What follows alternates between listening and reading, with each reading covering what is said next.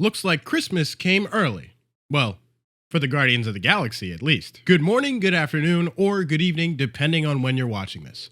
My name is Brandon Aries, and welcome to The Sanctuary. Marvel's newest special presentation, Guardians of the Galaxy The Holiday Special, is out now on Disney+. Here's what I thought. It was nice to hear and see Yondu in the animated flashbacks after his death in Guardians 2. Even the animation feels very Christmas movie style. We found out that after Guardians 2, Yondu bought Nowhere from the Collector. That kind of threw me off guard because I was like, wait a minute, what? So now Nowhere was made into a normal living quarter instead of a prison. Cosmo the Space Dog is in this special, and he was introduced back in Guardians 1 in the Collector's room. You could tell Peter is still grieving after the loss of Gamora, and he's just doing his best to get by. The band part was really funny, how they just broke out into song about the misconceptions and incorrect lore about Christmas. And Peter's just there like, that's not right. Like Mrs. Claus working the pole. Woof. This special follows Drax and Mantis trying to rescue Quill's Christmas by kidnapping, quote,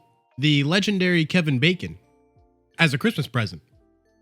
Yeah, that worked. Though I thought it was good to give Mantis and Drax some spotlight versus the other Guardians characters that have already had some built-in character development. I found it funny as they came down to Earth and approached the Chinese theater that they're kind of mistaken for cosplayers, to the point where Mantis tackles someone dressed as Captain America and is like, oh, Steve! And Drax threatens to rip a GoBot's head off. The funny timing of a certain photo, when it was done, the person had said, oh, wow, we got a picture with the God of War, especially as God of War Ragnarok recently just came out. I've been playing it on Twitch every week. You should come watch. I saw that little Kingo Easter egg from Eternals in the background. Drax and Mantis getting lit was a short-lived but funny as hell experience. I think what was funnier was seeing them hit rock bottom afterwards. If you had two unknown life forms saying they want to take you as a present to their friend, how would you react?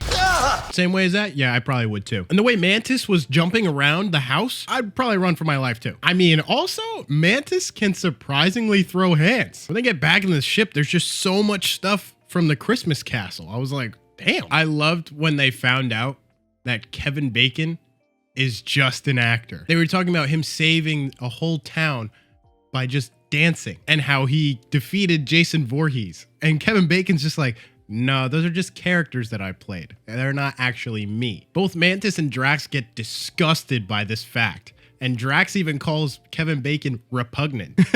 Hearing the word repugnant always reminds me of Goku in the Broly movie. What's repugnant mean? Mantis and Drax tell Kevin Bacon to be a hero. At first, he starts off with this British accent saying he's from the British Army.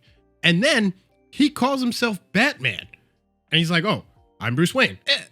Is that legal for Marvel to say? Are they allowed to bring up Batman? Is Batman canon in the MCU? Well, James Gunn is one of the CEOs of DC Films now, so why not? It looked like Peter's Christmas was saved until he saw his present. This is human trafficking! Yes! One of the ships is called the Bowie. Mark freaking Hamill was in this for like a brief second. And that totally caught me off guard. When sending Kevin Bacon home, Kraglin talks to Kevin Bacon about how much Star-Lord has been impacted by Kevin Bacon, which gave me the feeling of a Hallmark movie. Like, oh, only Kevin Bacon can save Christmas. And sure enough, it was. Everyone gets presents. Rocket gets Bucky's freaking arm. I need to know more about this. How happened? Explain. Drax got his little funny man, though I found Groot's gifts to be the most creative. I thought the ending was very sweet because it showed like the beginning of Yondu's collectibles, where it started and why he has them. And it was because of Star-Lord. And after he got that gift, he gave Quill his blasters that he still uses to this day. Mantis tells Quill that she is his sister. And I saw people freaking out about it, like, oh, it's confirmed. Mantis is Quill's sister. But let's rewind to Guardians 2, where it showed all of Ego's partners. And there was one that distinctly looked like Mantis. James Gunn would not do that as a mistake or a coincidence. No. I knew it back then, and it's good to know now. The end. I felt like this was a nice, lighthearted way to end Phase 4. You know, since Kang the Damn Menace is going to be taking bodies in Phase 5 and 6. And before we know it, this May comes Guardians of the Galaxy Volume 3. And lastly, this special was a great way to bring in the holiday spirit for Christmas. I'm going to give Guardians of the Galaxy the holiday special a solid 8 out of 10.